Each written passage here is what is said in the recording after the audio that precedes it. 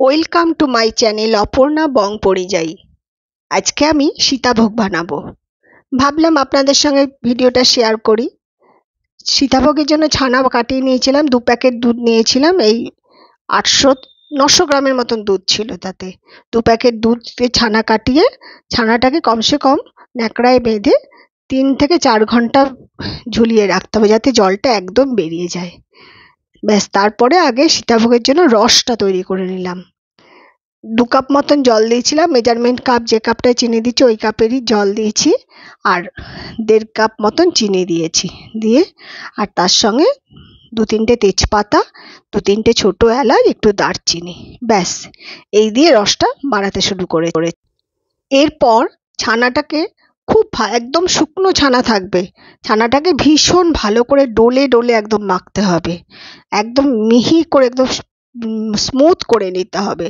ব্যাস করে নিয়ে একটা খানিকটা অল্প একটু রাখবেন নিকুতির জন্য, আর বাকিটা সীতাভোগ হবে।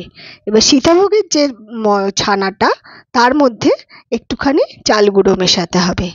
এই যে আলাদা করে আমি নিকুতির জন্য রাখলাম, আর এই যে চাল গুঁড়ো মেশাচ্ছি, চাল গুঁড়োটা কিন্তু খুব অল্পই দেবেন, নাহলে আবার শক্ত শক্ত হয়ে যাবে। ব্যাস এবার চাল গুঁড়োটাকে দিয়ে ভালো করে মেখে নিতে হবে, একদম স্মুথ একটা ডো হবে।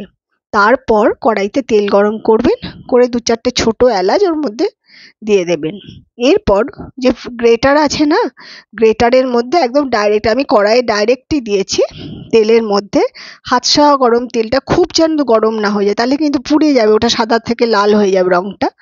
ব্যাস দিয়ে ওর মধ্যে ডাইরেক্ট সীতাভোগের যে মিষ্টিটা ওটা ছেড়ে দিয়েছি। এবার ভালো করে ভেজে নিয়ে হালকা ব্রাউন, পুরোপুরি ব্রাউন নয়, সাদার একটুখানি লালচে মতন হবে, তখন ওটা তুলে ডাইরেক্ট ওখান থেকে ভালো করে ঝেড়ে নিয়ে রসে দিয়ে দিয়েছি। এবার পুরো সীতাভোগটা বানানো হয়ে গেছে। এরপর ছোট ছোট করে নিকুতির আকারে গড়ে নিকুতিটাকেও লাল করে ভেজে নিয়েছি। এই যে নিকুতি ভাজছি, নিকুতিটা ভেজে নিয়ে ডাইরেক্ট ওখান থেকে ভালো করে রস ঝরিয়ে, তেলটাকে ঝরিয়ে রসে দিয়ে দিয়েছি। ব্যাস আমার সীতাভোগ তৈরি। যারা আমার ভিডিও দেখেন তাদের অসংখ্য ধন্যবাদ। আমার চ্যানেল সাবস্ক্রাইব করে আমার সাথে থাকুন। নমস্কার।